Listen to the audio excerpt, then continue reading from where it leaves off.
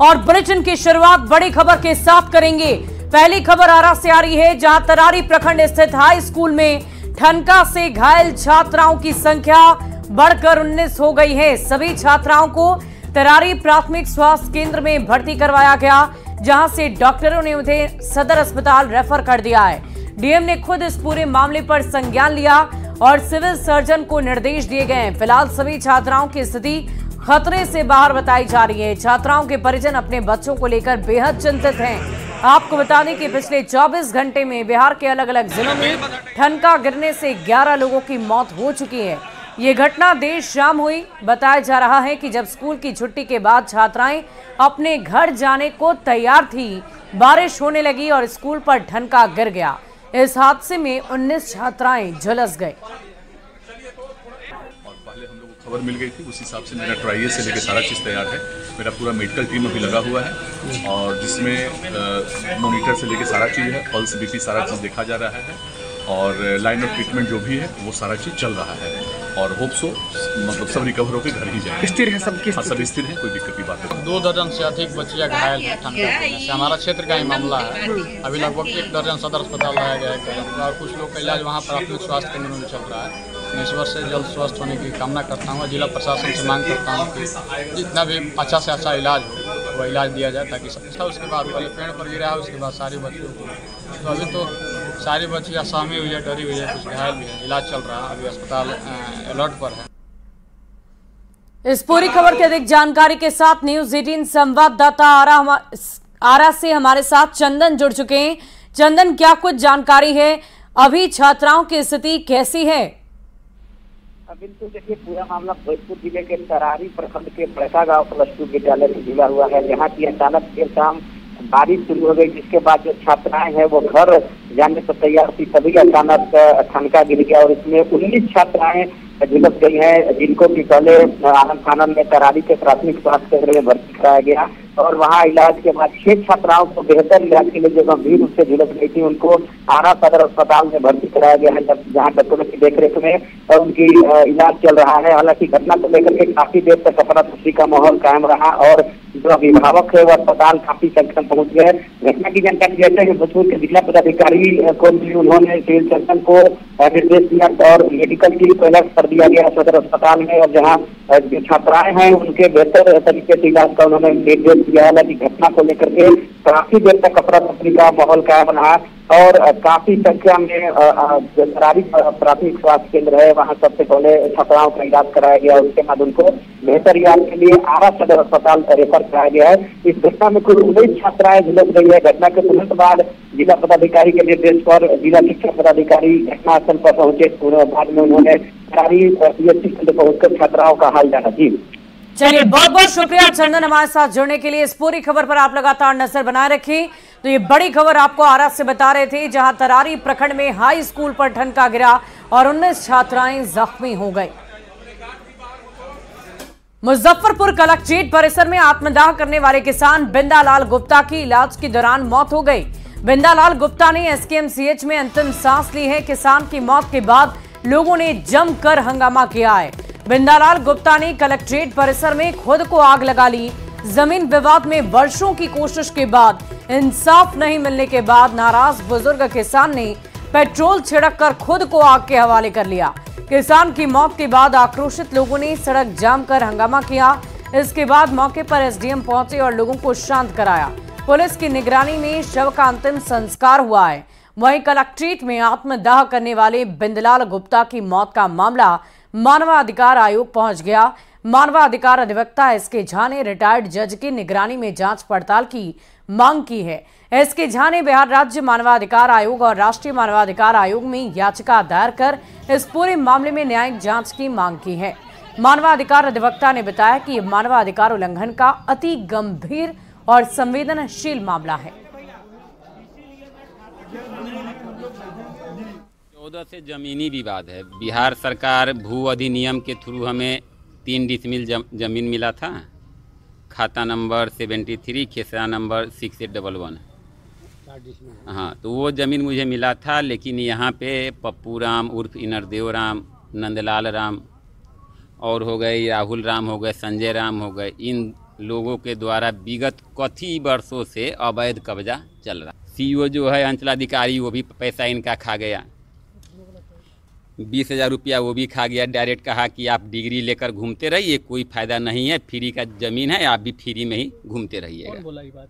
ये अंचलाधिकारी कांटी राजशेखर, इससे पहले वाले, अभी तत्कालीन का हम नाम नहीं ले रहे। घूमते घूमते ये थक गए, तब अंतिम में आत्मदाह का कोशिश किए डीएम परिसर के अंदर में। इसके लिए हमने 2 अलग अलग पिटीशन हमने फाइल किया है नेशनल ह्यूमन राइट कमीशन और Bihar state human right commission में, और हमने याचिका के माध्यम से यह डिमांड किया है माननीय आयोग से कि इस पूरे मामले की जांच रिटायर्ड जज के निगरानी में कराई जाए। अगली खबर मुजफ्फरपुर से, जहां सरैयागंज टावर से अखाड़ा घाट पुल पर जाने वाली सड़क अचानक धंस गई। आपको बता दें कि स्मार्ट सिटी परियोजना के तहत सड़क महीने भर पहले ही बनी थी, जो पहली बारिश में ही धंस गई है। सड़क धंसने के कई घंटों के बाद भी नगर निगम से कोई भी सड़क को देखने नहीं पहुंचा। सूचना मिलने पर क्षेत्र के विधायक विजेंद्र चौधरी मौके पर पहुंचे और स्थिति का जायजा लिया। अधिकारियों को फोन लगाया, दोषियों पर सख्त कार्रवाई करने की बात कही। मौके का जायजा लिया न्यूज़ 18 संवाददाता प्रियांक सौरभ। बिहार में जहां इन दिनों लगातार पुलिये गिर रहे हैं, वहीं नई सड़कें भी बारिश में धंसने लगी है। इस वक्त हम मुजफ्फरपुर के शहरी क्षेत्र में हैं और यहां पर आप देखेंगे जीडी मॉडल इंटरनेशनल स्कूल के नजदीक सड़क जो है, जो महीने भर पहले ही बना है, और वह सड़क जो है वो धंसने लगी है। सबसे बड़ी बात है कि खतरा कितना ज्यादा हो सकता है, बगल में स्कूल है। नगर आयुक्त को मैंने फोन भी किया, 2 बार फोन भी किया, ठीक है, आम जनता समझ के फोन उन्होंने नहीं उठाया, क्योंकि उठाना चाहिए था। ये कहने के लिए आया कि नहीं, अभी तक कोई नहीं आया, यहाँ पर कोई नहीं आया, ना हमारा फोन उठाया गया। अभी मुजफ्फरपुर शहर में स्मार्ट सिटी का कार्य चल रहा है, और ये स्मार्ट सिटी के तहत 1 महीने पहले ये रोड बना है। यहाँ पे ये जो बहुत पुराना school GD mother international school, यहाँ पे कम से कम 2-3 हजार बच्चे पढ़ते हैं, और यहाँ पे छोटे छोटे बच्चे पढ़ते हैं, जो कि यह गड्ढा हुआ तो छुट्टी के समय यह गड्ढा छुट्टी के अंदर ये सड़क, हाँ, एक महीना पहले नहीं, अभी तक कोई नहीं आया। स्कूल के नजदीक सड़क जो है, जो महीने भर पहले ही बना है, और वह सड़क जो है वो धंसने लगी है। सबसे बड़ी बात है कि खतरा कितना ज्यादा हो सकता है, बगल में स्कूल है और गाड़ियां चलती है। जो सरैयागंज टावर से लेके जो सिकंदरपुर वाला रोड है, उसकी तस्वीर आप देखेंगे किस तरीके से अखाड़ा घाट, अगर कोई गाड़ी बगल से क्रॉस करे तो वह नीचे जा सकती है, और स्थिति बेहद खतरनाक यहाँ पर हो चुकी है। और कहीं न कहीं यह एक बड़ा सवाल उठता है कि स्मार्ट सिटी को लेकर मुजफ्फरपुर में पिछले कई वर्षों से काम हो रहा है, और इसी से बन रही सड़क जो है उसमें इतना बड़ा गड्ढा हो गया, और जिससे लोग जो है यहाँ पर काफी डरे हुए हैं कि क्या कोई गाड़ी अगर क्रॉस करेगी तो उस गाड़ी का क्या होगा, ये गड्ढा और कितना बड़ा हो सकता है। मुजफ्फरपुर से न्यूज़ 18 के लिए प्रियांक सौरभ। और 9 जुलाई को जेडीयू ज्वाइन करने वाले पूर्व आईएएस अधिकारी मनीष वर्मा बहुत बड़ी जिम्मेदारी देते हुए नीतीश कुमार ने राष्ट्रीय महासचिव बना दिया है। आगे जानते हैं कि कौन है मनीष वर्मा और राष्ट्रीय महासचिव बनाने के आखिर क्या मायने हैं।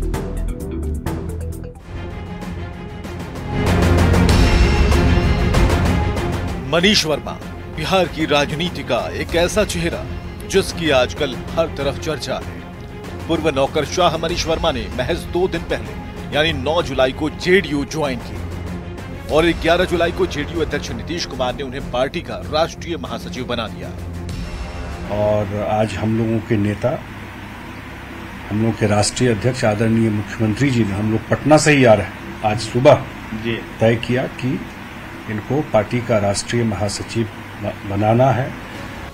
जेडीयू महासचिव का पद कितना बड़ा है ये इसी बात से समझ सकते हैं। कभी नीतीश कुमार के खासम खास रहे आरसीपी सिंह के पास यही पद हुआ करता था, और तब जेडीयू में उनकी तूती बोलती थी। राष्ट्रीय महासचिव का पद कितना महत्व रखता है ये इस बात से समझ सकते हैं कि कोई भी नेता महासचिव बनते ही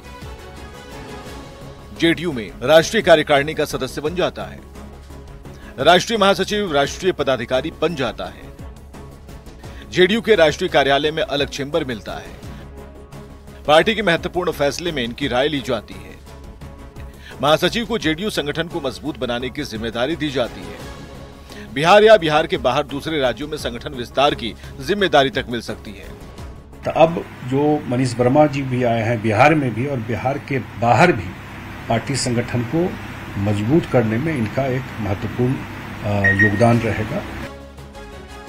अब सवाल है कि मनीष वर्मा कौन है और नीतीश कुमार ने क्यों उन्हें इतनी बड़ी जिम्मेदारी दी, वो भी बताते हैं।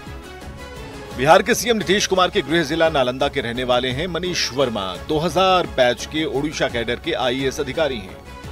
तेज तर्रार अधिकारी के रूप में पहचान बनाने वाले मनीष वर्मा 2012 में इंटर स्टेट डेपुटेशन पर बिहार आए और पूर्णिया और पटना के डीएम रहे। प्रतिनियुक्ति का समय समाप्त होने के बाद मनीष वर्मा ने मूल कैडर में लौटने के बजाय वीआरएस ले लिया। मनीष वर्मा की नीतीश कुमार से नजदीकी का अंदाजा इस बात से समझ सकते हैं कि सीएम नीतीश ने मनीष को अपने साथ बनाए रखने के लिए अतिरिक्त परामर्शी का पद सृजित किया और जेडीयू में शामिल होने से पहले तक वो इस पद पर कार्य करते रहे। मुझे जो है सिर्फ 2 दिन के भीतर इतनी बड़ी जिम्मेदारी मिली है, इसके लिए मैं अपने नेता और जदयू के राष्ट्रीय अध्यक्ष बिहार के मुख्यमंत्री श्री नीतीश कुमार जी का बहुत बहुत आभार व्यक्त करता हूं। बिहार विधानसभा चुनाव के बाद से ही जेडीयू के खत्म होने की ना जाने कितनी भविष्यवाणियां की गई, लेकिन लोकसभा चुनाव में नीतीश कुमार की पार्टी जेडीयू और मजबूत होकर उभरी और अब तो नीतीश कुमार ने अपनी पार्टी को मजबूत करने की दिशा में अपनी पार्टी और पार्टी नेताओं को लेकर कई बड़े फैसले किए हैं।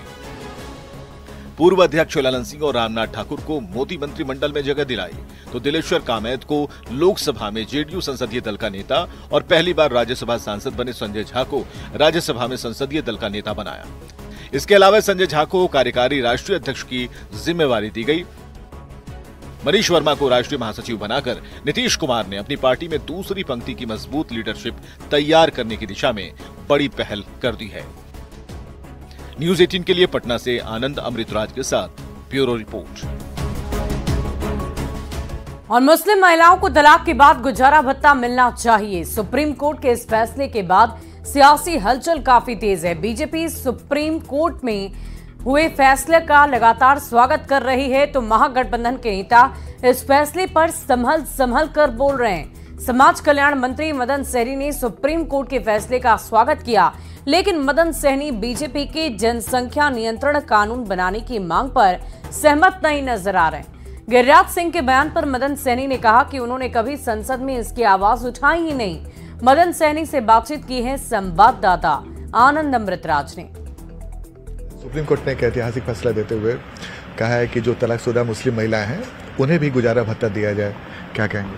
नहीं, ये तो स्वागत योग्य फैसला है और इस फैसले का स्वागत सभी को करना चाहिए और खास करके जिनके लिए ये फैसला आया है उनके हित में तो अच्छा है ही, लेकिन जिनको ये आदेश दिया गया है न्यायालय के द्वारा कि आपको गुजारा भत्ता देना है, उनको भी इसको स्वीकारना चाहिए। और चूंकि कानून है तो ये बाध्यता है कि उनको स्वीकारना होगा, लेकिन अगर दिल से इसको अपनाते हैं और इस धरती पर तो सभी को रहने का अधिकार है, चाहे वो हिंदू महिला हो, मुस्लिम महिला हो या अन्य किसी धर्म के माने, सभी का जो है सम्मान होना चाहिए। सर, केंद्रीय मंत्री हैं गिरिराज सिंह, उन्होंने कहा कि देश में जनसंख्या नियंत्रण कानून बनना चाहिए। ये बात तो उनके जुबान से दर्जनों बार हम लोग सुने हैं, लेकिन ये कानून जहाँ से बनेगा, जो संसद से बनेगा, हम लोग तो नहीं देखे हैं कि कभी ये वहाँ पे मंत्री के नाते नहीं बोल सकते। एक सांसद के नाते तो इस बात की आवाज़ उठा ही सकते हैं और माननीय प्रधानमंत्री जी से तो ये लिखित में या मौखिक रूप से चर्चा कर ही सकते हैं।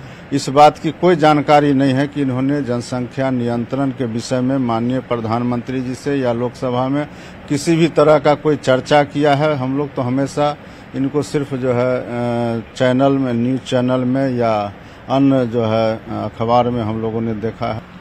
तो ये था मतलब बिहार सरकार के समाज कल्याण मंत्री मदन सहनी। कैमरामैन सुबोध के साथ आनंद अमृतराज, न्यूज़ 18 नेटवर्क, पटना। और इसी बीच बाढ़ से एक बड़ी खबर का रुख करेंगे। केनरा बैंक का सायरन बज रहा है।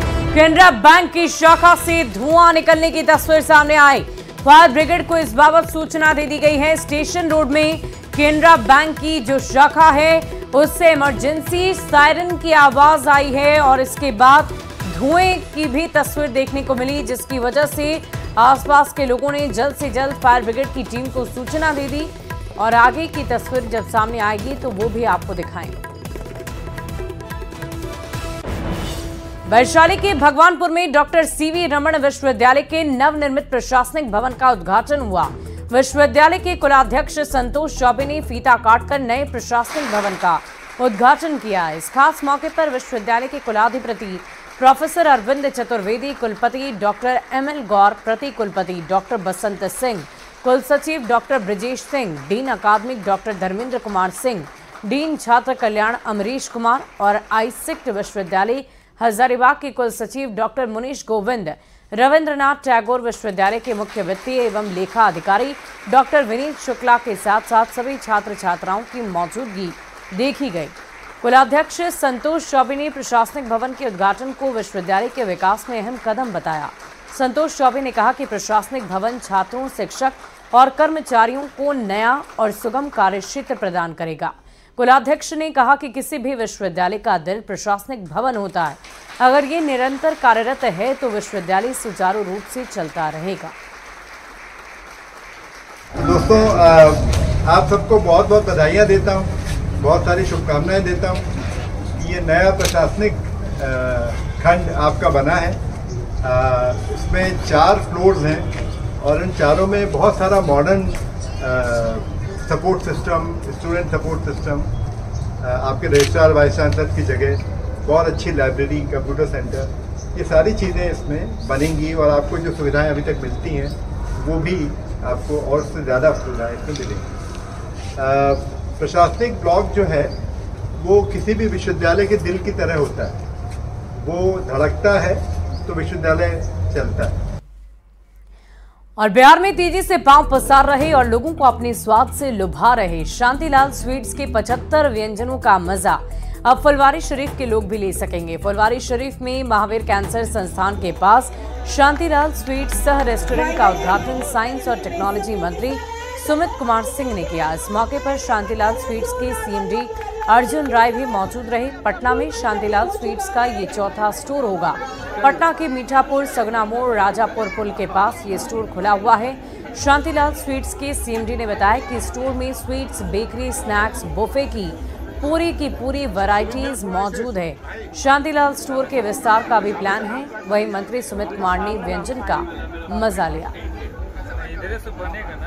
मैं इसके जो ऑनर है भाई अर्जुन जी, युवा उद्यमी है, और इनकी पूरी टीम, इनके छोटे भाई, इनके साथ जो उनके सब साथी हैं, उनको मैं बधाई देता हूं कि बहुत कम समय में, इतने कम समय में चौथा आउटलेट ये इन्होंने खोला है और अगले की भी तैयारी में ये है। तो मेरी शुभकामना है कि भाई आज चौथा आउटलेट मेरे हाथों से अगर शुरुआत हो रहा है तो मैं कामना करूंगा कि 400 आउटलेट जिस दिन करें उस दिन भी हमें बुलाएं। छोटा अमाउंट नहीं है, मैं बहुत खुश हूँ। और बेसिकली मेरा टारगेट भी है कि जितने भी मिडिल क्लासेस, लोअर क्लासेस, वैसे लोग जो ये अफोर्ड नहीं कर पाते महंगे रेट के बूफे, उन लोगों के लिए ही हमने प्लान किया था। मेरा सपना भी था कि हर middle and lower class family एक लग्जरी प्रॉपर्टी में बैठे, उनकी सारी ख्वाहिशें, उनके बच्चों का बर्थडे, एनिवर्सरी, रिंग सेरेमनी, शादी का समारोह हम सबसे सस्ते रेट पे कराएं। और फिलहाल इस बुलेटिन में अभी के लिए बस इतना ही। आगे देखिए जोहार झारखंड।